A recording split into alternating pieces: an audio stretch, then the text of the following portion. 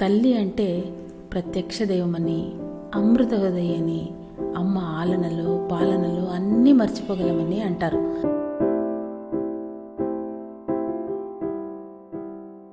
తను పస్తులున్నా తన బిడ్డకు అన్నీ సమకూర్చాలని కోరేది అమ్మ ఒక్కతే.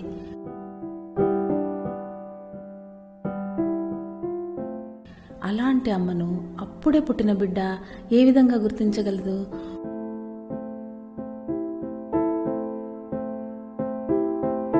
ముందెన్నడూ తల్లిని చూడని బిడ్డ ఆ తల్లి ఎత్తుకోగానే, పిలువగానే పరిచయం ఉన్నదానిలా స్పందిస్తుంది, నవ్వుతుంది.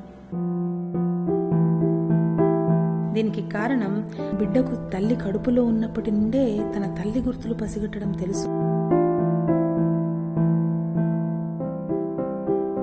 ఆ క్రమంలో తన తల్లి యొక్క గుండె చప్పుళ్ళు, స్వరము గుర్తుపట్టే స్థితి అలవాటై ఉంటుంది. అప్పుడే పుట్టిన బిడ్డను తల్లి తన చేతుల్లోకి తీసుకోగానే శరీర స్పర్శను బట్టి కడుపులో ఉన్నప్పటి ఆనవాళ్లు, అనుభూతులు బిడ్డకు గుర్తుకొస్తాయి.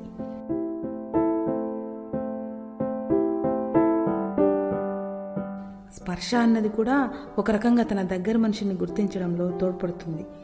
ఇంకా తల్లి తనని ఎక్కువసార్లు తాకుతూ ఉంటుంది కాబట్టి ఒక రకమైన స్పర్శకు, అనుభూతికి లోనే ఉంటుంది.